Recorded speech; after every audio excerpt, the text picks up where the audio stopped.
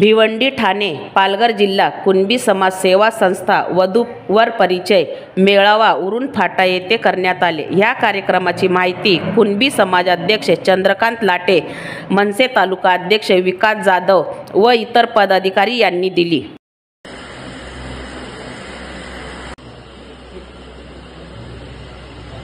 या ठिकाणी डॉक्टर अमृता यशवंत भोईर आई त्यांच्या आई उपस्थित आहेत, परिचय करून द्यायचा आहे।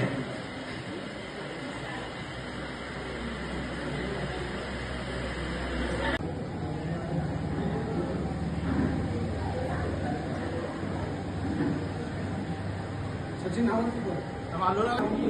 10 ते 11 वर्षापासून कुणबी समाज सेवा संस्थेच्या मार्फत अनेक परिचय मेळावे होतात। प्रत्येक तालुक्यामध्ये जवळजवळ कुणबी समाजाची संस्था आहे, परंतु आपली समाज संस्था जी काम करते ती ठाणे आणि पालघर दोन्ही जिल्हे मिळून काम करत असल्यामुळं प्रत्येक तालुक्याला आम्ही समाविष्ट करून घेण्याचा प्रयत्न करतोय। प्रत्येक तालुक्यामध्ये आपण पाहत असाल, पत्रकार म्हणून तुम्ही भेट देत असाल, प्रत्येक ठिकाणी आपल्याला लक्षात येतं की मुलींची संख्या कमी आहे। जेव्हा 100 मुलं हजर असतात तिथे 30 मुली हजर असतात, म्हणजे 70 आणि 30 7 3 अशा प्रकारचा डिफरन्स किंवा आलेख चाललेला आहे। तो भरून काढण्याचं जास्तीत जास्त प्रमाण आम्ही करतोय आणि प्रत्येक मुलाची जशी अपेक्षा आहे तशी मुलीची सुद्धा अपेक्षा आहे। परंतु काही ठिकाणी असं सुद्धा लक्षात येते की मुलींच्या अपेक्षा प्रमाणाच्या बाहेर पण आहेत।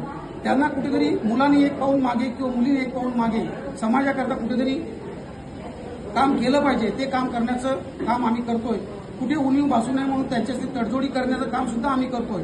आणि जर मुलींना येणाऱ्या अडीअडचणी असतील, त्याच्यानंतर अध्यक्ष साहेबांनी सांगितलं की विधवा मुली असतील, ज्यांचे पती ऍक्सिडेंटमध्ये गेलेत, आजारामध्ये गेलेत, कोरोना काळामध्ये गेलेत, त्यांना सुद्धा आम्ही चांगली चांगली स्थळं देऊन शोधून देण्याचा प्रयत्न करतोय। त्याच्यासाठी संस्थेला जर थोडाफार हातभार लावावा लागला तो सुद्धा हातभार लावण्याचं आम्ही काम करतोय।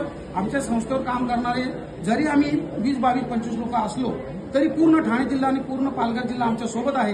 कुठल्याही गोष्टीला आम्ही कमी पडलेलो नाही, याच्या पुढेही पडणार नाही आणि जास्तीत जास्त समाजाची सेवा करण्याचा आम्ही प्रयत्न करू, हे तुमच्या माध्यमातून आज समाजाला शब्द देतोय आणि थांबतोय। जय हिंद, जय महाराष्ट्र। आपण जवळजवळ 11 वर्ष झालेले आहेत।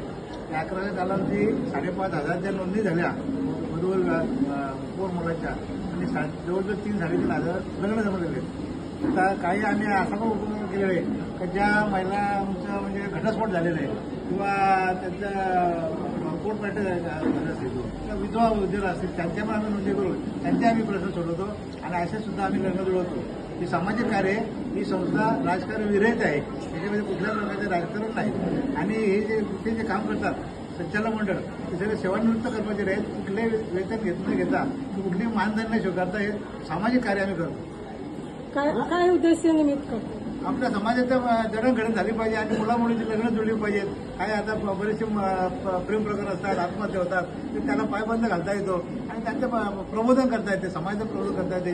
काही जुन्या चालीरीती आहेत त्या बंद करायला, त्या अनावश्यक ज्या चाली आहेत त्यांना पायबंद घालण्यासाठी आम्ही प्रबोधन करतो समाजात। आज किती नोंदणी आपली झाली, म्हणजे फॉर्म किती आले आणि किती सक्सेस, म्हणजे त्याच्यात तुम्हाला रिझल्ट मिळाला? आता आमच्याकडे जवळजवळ नवीन मुलांच्या नोंदणी झाल्या 50 आणि मुलींच्या 25, म्हणजे 75 नोंदणी आमच्याकडे आता झालेल्या आहेत आणि जवळ 350-400 मेंबर उपस्थित होते की त्यांच्या नोंदणी केलेत। असे आले, त्यांचे पालक आले होते, त्यांच्या आईवडील आले होते, त्यांनी आपलं प्रेझेंट दिले इथे।